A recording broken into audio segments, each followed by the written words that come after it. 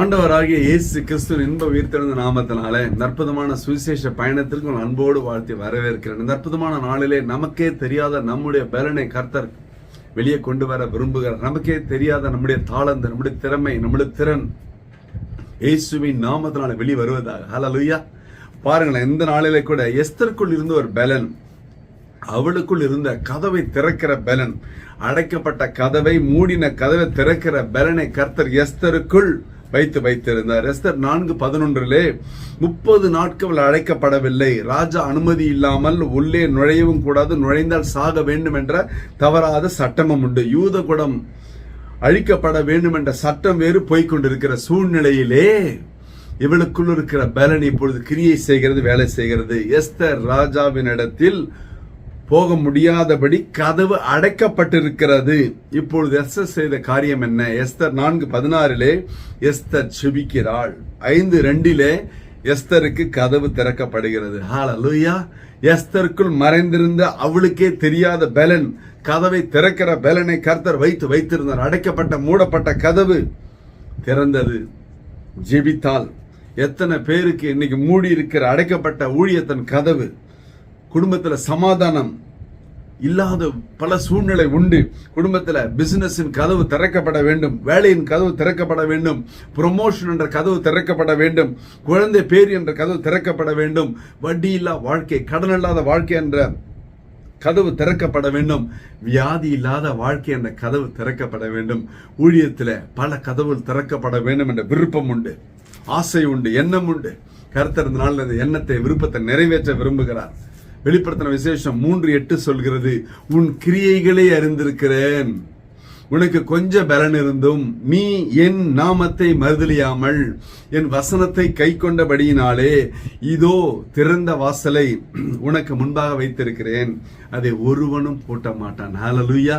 கொஞ்ச பலன் தான் இருக்குது, என்னால முடியல, ஏலன்னு சொல்லாதபடிக்கு அந்த பலனை வைத்துக்கொண்டு கர்த்தருடைய நாமத்தை மறுதலியாமல் ஊழியம் செய்வது, வசனத்தை கை கொள்வது.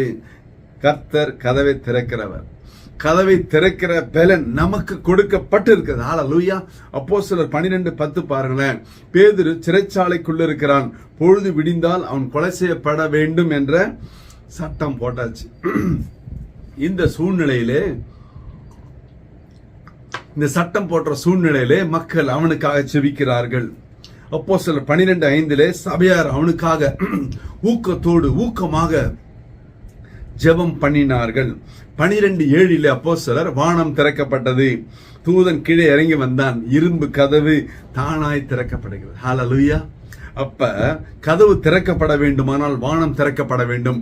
வானம் திறக்கப்பட வேண்டால் நாம் ஜெபிக்க வேண்டும். நாம் ஜெபித்தால் கர்த்தர் கதவை திறப்பார். ஹல்லேலூயா.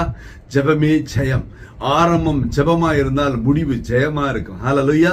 அப்படி என்றால் ஜெபமே வாழ்க்கையா மாற வேண்டும்.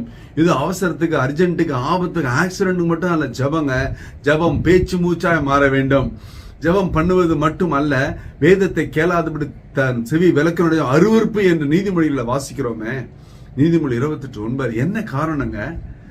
பாதி பேருக்கு பைபிள் படிக்க மனசு இருக்காது, பைபிள் வசனத்தை கேட்க மனசு இருக்காது, சொல்ல மனசு இருக்கு, ஆனா ஜெபம் மட்டும் பண்ணுவாங்க. வசனத்தை கேட்டு கீழ்ப்படிந்து ஜெபம் பண்ண வேண்டும் என்று வசனம் சொல்லுகிறது. வேதத்தை கேளாதபடி தன் செவி விளக்கினுடைய ஜெபம் அருவருப்பு என்று.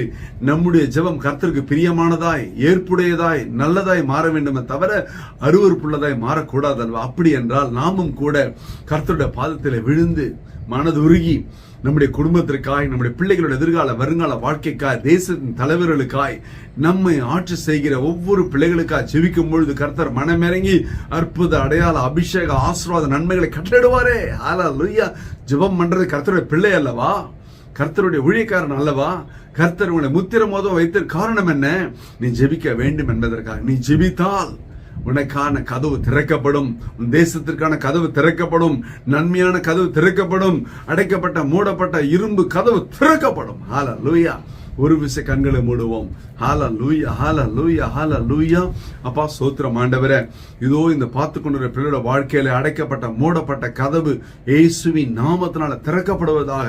வேலையிலே, வியாபாரத்திலே, தொழிலிலே, ஊழியத்திலே, குடும்பத்திலே பலவிதமான கதவுகள் அடைக்கப்பட்டிருக்கிறதே ஆண்டவரே. கண்ணீருள்ள ஜெபத்தை பாருங்கப்பா. கண்ணீரின் கணத்தை பாருங்க. துக்கம் சந்தோஷமா மாறட்டும். இயேசு கிறிஸ்துவின் உயிர்த்தெழுந்த வல்லமையான நாமத்தினால என் தேவனது செய்யும்படியாய் திரு பாதங்களிலே தாழ்மையாய் தாழ்த்தி ஒப்பு கொடுத்து ஜெபித்து ஜெயம் எடுக்கிறோம் ஜீவனுள்ள நல்ல பிதாவே. ஆமென். ஆமென். கர்த்தர் உன்னை ஆசீர்வதிப்பாராக. Praise the Lord.